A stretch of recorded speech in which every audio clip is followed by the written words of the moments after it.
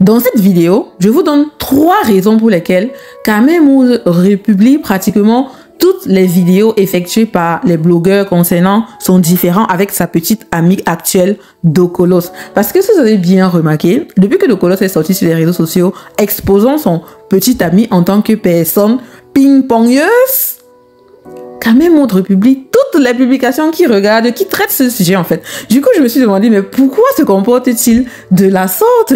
Donc, dans cette vidéo, on va s'attarder sur les raisons qui le poussent à se comporter ainsi. Mais avant, je pense qu'il est important de faire un petit débriefing de leur relation, de leur parcours. J'aimerais préciser ici que les 2 blogueurs sont des Camerounais qui se sont rencontrés, ça fait environ 3 ans par là. Et en fait, avant même leur rencontre, je crois que c'est important de faire cette précision. Avant leur rencontre, Kamemood avait déjà eu une relation auparavant avec une Watt. De leur relation est né un petit enfant. Par la suite, les 2 se sont séparés. Et quand Kamemood a décidé de se mettre en relation avec Dokolos, l'ex de Kamemood s'est mise en contact avec Dokolos et lui a fait un petit résumé de ce qu'est la personne qu'on appelle Kamemood, de son comportement, de ses agissements à son égard et peut-être même serait-ce la raison de leur séparation? 3 points d'interrogation. On ne sait pas, mais c'est possible.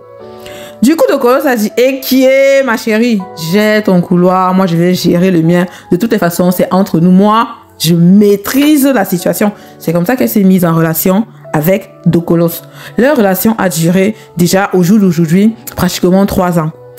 De leur relation, je ne sais pas si je vais dire malheureusement ou heureusement, de leur relation est né un enfant aujourd'hui qui fait la joie de Dokolos. Une chose est sûre, l'enfant fait sa joie. Une femme est toujours contente d'avoir un enfant. Mais pendant la période de sa grossesse, la go a souffert. Le gars ne la calculait pas. C'est-à-dire que toutes ces envies que vous pouvez imaginer, les envies d'une femme enceinte, vous savez, elle se lève à 2 heures, elle te dit qu'elle veut manger le taro avec la patate. Maman, il faut seulement que tu ailles chercher ça parce que sinon, la nuit là sera longue.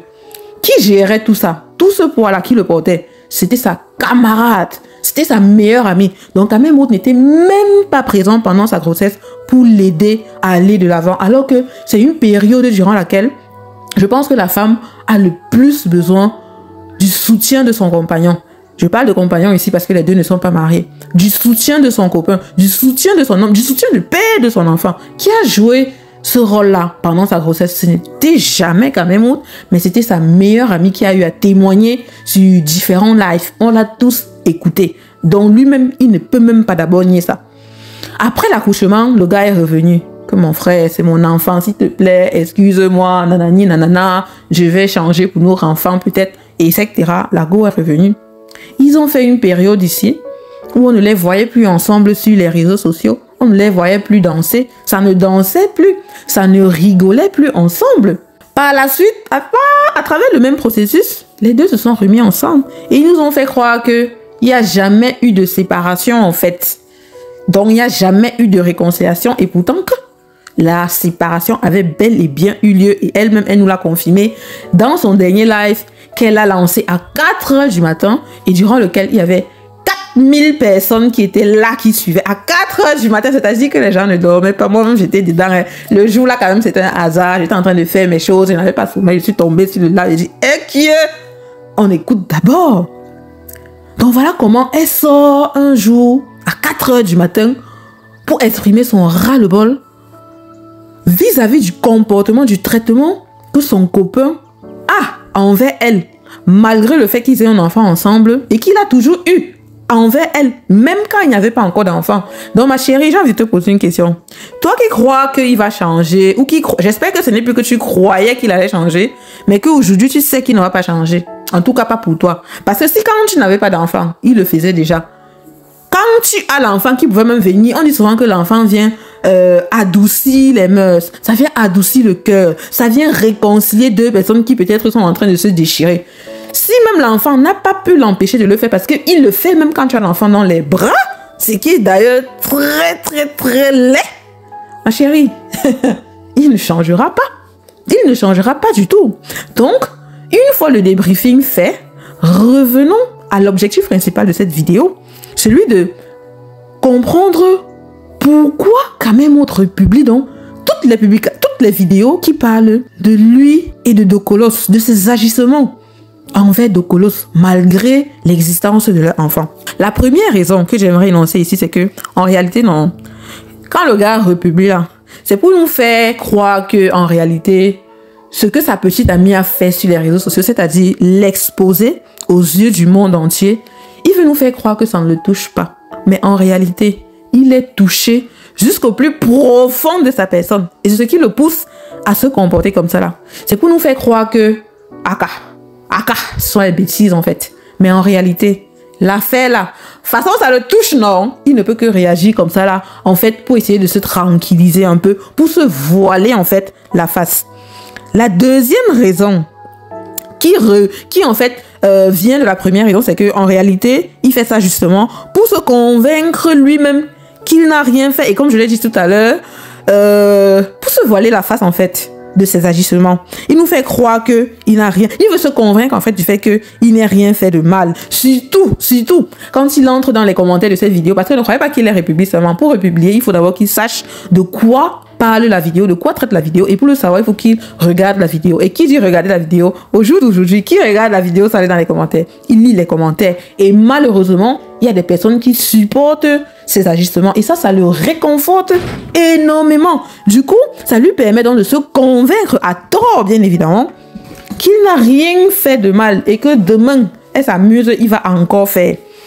La troisième raison, c'est que le gars veut démontrer à la fille, en fait, que, ma chérie, tout ce que tu fais là, non, c'est du blablatage. Je lui dis, genre, embrouille-toi. C'est pour lui dire, en quelque sorte, selon moi, hein, que là, ma chérie, embrouille-toi vite. Tu finis de faire ce que tu fais là. Tu viens continuer de prendre soin de ton enfant et peut-être même de lui. Et je confirme en fait ça. Pourquoi? Parce que quand le gars se comporte comme ça, c'est parce qu'il sait qu'au fond de lui, tout ce qu'elle est en train de faire là, non, c'est vrai du blabatage. Quand elle a fini de faire ce qu'elle est en train de faire, et elle va revenir à lui. La preuve, depuis qu'elle fait les vidéos là même, je n'ai même pas l'impression qu'elle a changé de maison depuis là. Hein. Et de deux, ce qui m'a encore le plus convaincu dans tout ça, c'est que même pas une semaine, même pas 2 jours après sa sortie, c'est elle-même qui s'est levée pour sortir. Parce que quand une fille se lève comme ça pour parler en mondovision de sa relation privée avec quelqu'un, et surtout dans le négatif comme ça, c'est qu'elle en a vraiment ras-le-bol de ce qu'elle vit. Elle n'en peut plus, elle est au bout de tout, comme on dit souvent là. Ce qui m'a c'est que le lendemain, elle sort, elle nous fait une vidéo dans laquelle elle nous dit que personne n'est parfait. Oh, ouais! J'ai déposé. J'ai une fois déposé. J'ai dit que, à l'heure, c'est là, non. Vous allez dire ce que vous voulez dire, non. La fille, là, va revenir là-bas. Vous allez dire ce que vous voulez dire. Elle a déjà pris sa décision. Quand elle nous dit que personne n'est parfait, c'est pour nous faire comprendre quoi, selon vous? Qu'il n'est pas parfait. Elle nous a dit de façon très subtile et de façon très indirecte que le gars n'est pas parfait. Donc, ça peut arriver qu'il me fasse ça. Ça peut arriver qu'il me traite de la sorte. Malgré l'enfant que je porte dans mes bras, ça peut arriver qu'il retire sa ceinture et qu'il me traite de la sorte. Vous vous rendez compte un peu de la dépendance affective, du lavage du cerveau? Parce que je ne comprends pas. 1 fois, 2 fois, c'est pas 3 fois. Ça fait 3 ans que ça dure. 3 ans. C'est énorme. En tout cas, j'ai eu aussi écouté une partie des audios qu'elle a publiés, dans lesquels Kamel Mout essayait en fait de la remettre en quelque sorte sur le droit chemin. Je ne justifie pas son acte, mais à écouter aussi une partie des vidéos, on a quand même envie de dire que il n'a pas complètement tort quand il la brime oralement, pas physiquement, parce qu'il essaye quand même de la faire avancer. Mais une fois que tu portes la main, que tu commences à agir de façon physique, ça gâte absolument tout. Ça a tout gâté. Et aujourd'hui, voilà où ils en sont.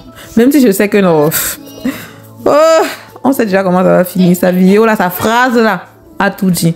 Personne n'est parfait. À chacun de faire sa conclusion. Voilà, c'était Toli.com. Merci de m'avoir suivi jusqu'à la fin. Et à très bientôt pour un nouveau Toli sucré, salé, pimenté en même temps. Ciao, ciao!